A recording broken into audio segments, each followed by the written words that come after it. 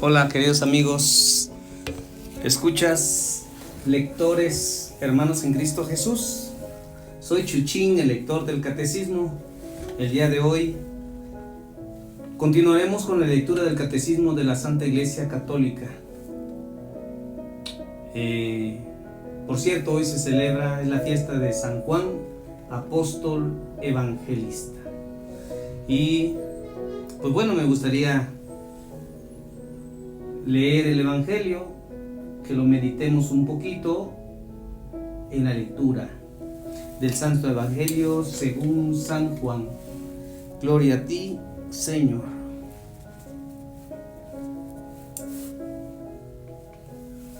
El primer día de la semana va María Magdalena de madrugada al sepulcro, cuando todavía estaba oscuro, y ve la piedra quitada del sepulcro. Echa a correr y llega donde Simón, Pedro y donde el otro discípulo a quien Jesús quería, y les dice: se han llevado del sepulcro al Señor y no sabemos dónde le han puesto. Salieron Pedro y el otro discípulo y se encaminaron al sepulcro. Corrían los dos, pero el otro discípulo corrió por delante más rápido que Pedro y llegó primero al sepulcro. Se inclinó y vio las vendas en el suelo, pero no entró. Llega también Simón Pedro, siguiéndole, entra en el sepulcro y ve las vendas en el suelo y el sudario que cubrió su cabeza, no junto a las vendas, sino plegado en un lugar aparte. Entonces entró también el otro discípulo, el que había llegado el primero al sepulcro, vio y creyó. Palabra del Señor. Gloria a ti, Señor Jesús. Qué bonito, ¿verdad?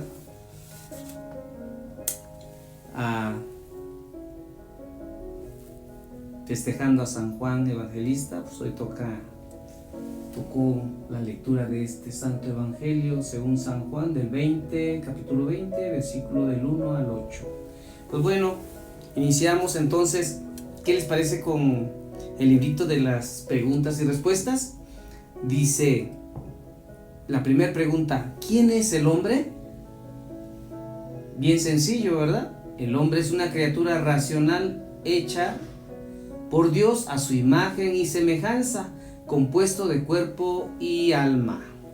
Segunda pregunta: ¿para qué fin ha sido creado el hombre? El hombre ha sido creado para conocer, amar y servir a Dios en esta vida y después gozar de Él en la vida eterna. Tercer pregunta: ¿quiénes fueron nuestros primeros padres?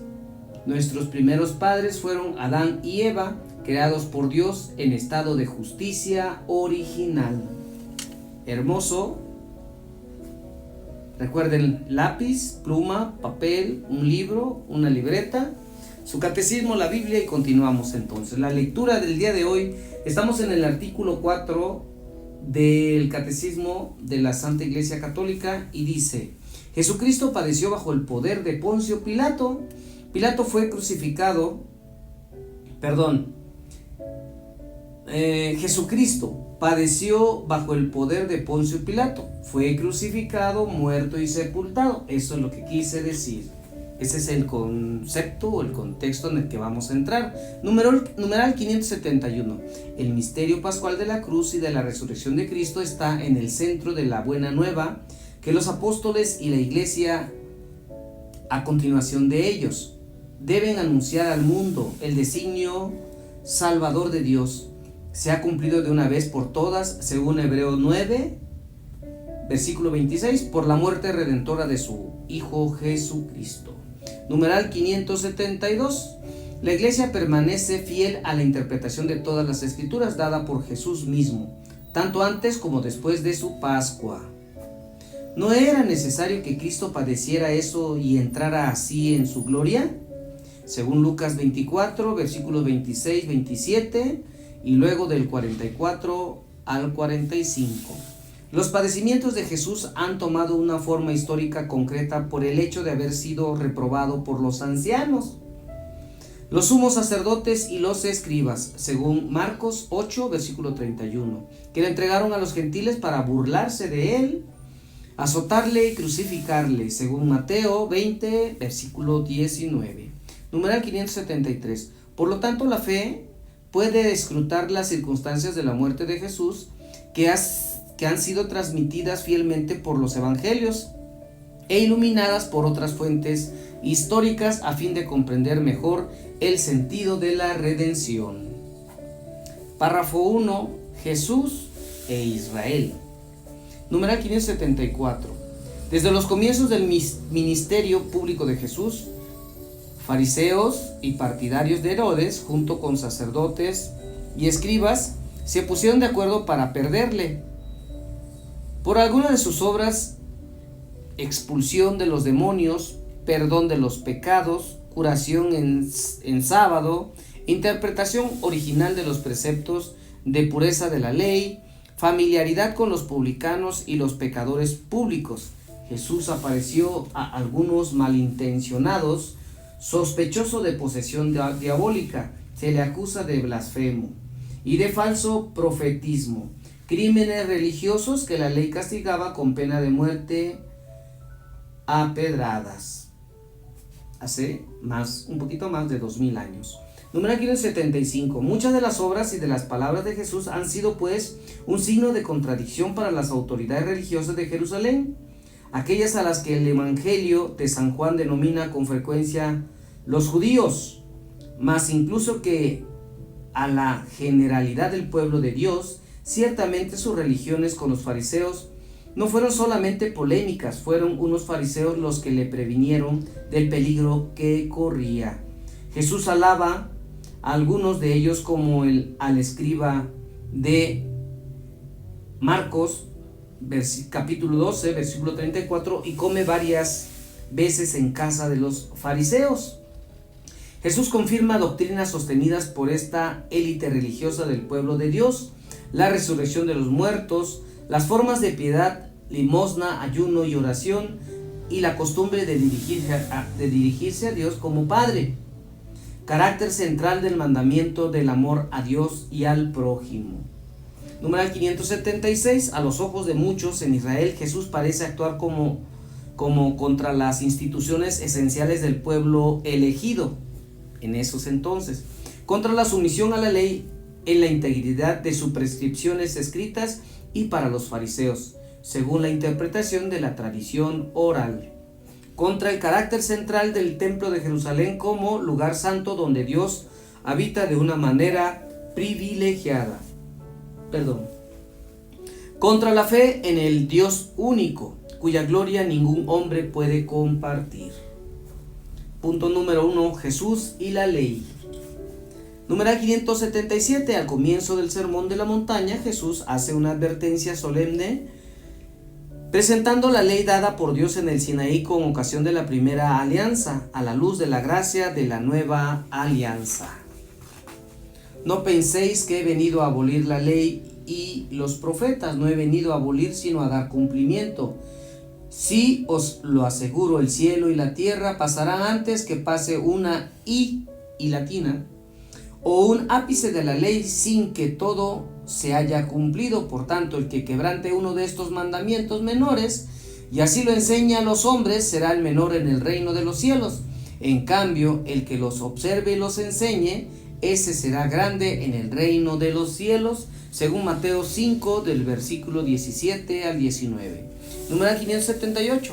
Jesús, el Mesías de Israel, por lo tanto, el más grande en el reino de los cielos, se debía sujetar a la ley cumpliéndola en su totalidad hasta en sus menores preceptos, según sus propias palabras. Incluso es el único que podemos hacer perfectamente. Los judíos, según su propia profesión, jamás han podido cumplir la ley en su totalidad sin violar el menor de sus preceptos. Por eso, en cada fiesta anual de la expiación, los hijos de Israel piden perdón a Dios por sus transgresiones de la ley. En efecto, la ley constituye un todo y, como recuerda Santiago, quien observa toda la ley, pero falta en uno solo de los preceptos, se hace reo de todos. Según Santiago capítulo 2, versículo 10. Numeral 579. Este principio de integridad en la observancia de la ley, no solo en su letra, sino también en su espíritu, era apreciado por los fariseos. Al subrayarlo para Israel, muchos judíos del tiempo de Jesús fueron conducidos a un celo religioso extremo, el cual, si no quería convertirse en una casuística hipócrita, no podía más que preparar al pueblo a esta intervención inaudita de Dios, que será la ejecución perfecta de la ley por el único justo en lugar de todos los pecadores. Numeral 580. El cumplimiento perfecto de la ley no podía ser sino obra del divino legislador que nació sometido a la ley en la persona del Hijo. En Jesús la ley ya no aparece grabada en tablas de piedra, sino en el fondo del corazón, según Jeremías 31, versículo 33. Del siervo quien por aportar fielmente el derecho, según Isaías 42, versículo 3, se ha convertido en la alianza del pueblo, según Isaías 42, versículo 6. Jesús cumplió la ley hasta tomar sobre sí mismo la maldición de la ley, en la que habían incurrido los que no practican todos los preceptos de la ley, porque ha intervenido su muerte para remisión de las transgresiones de la primera alianza, según Hebreos 9, versículo 15. Numeral 581. Jesús fue considerado por los judíos y sus jefes espirituales como un rabí. Con frecuencia argumentó en el marco de la interpretación rabínica de la ley, pero al mismo tiempo Jesús no podía menos que chocar con los doctores de la ley, porque no se contentaba con proponer su interpretación entre los suyos, sino que enseñaba como quien tiene autoridad y no como los escribas, según Mateo 7, versículo 29. La misma palabra de Dios que resonó en el Sinaí para dar a Moisés la ley escrita es el que en él se hace oír de nuevo en el monte de las bienaventuranzas. Esa palabra no revoca la ley, sino que la perfecciona, aportando de modo divino su interpretación definitiva. Habéis oído también que se dijo a los antepasados, pero yo os digo, según Mateo 5, del 33 al 34. Con esta misma autoridad divina desaprueba ciertas tradiciones humanas de los fariseos que anulaban la palabra de Dios. Numeral 582. Yendo más lejos, Jesús da plenitud a la ley sobre la pureza de los alimentos, tan importante en la vida cotidiana judía, manifestando su sentido pedagógico por medio de una interpretación divina. Todo lo que de afuera entra en el hombre no puede hacerle impuro. Así declaraba puros todos los alimentos. Ojo con esto. Lo que sale del hombre, eso es lo que hace impuro al hombre, porque de dentro del corazón de los hombres salen las intenciones malas, según Marcos 7, versículo 18-21.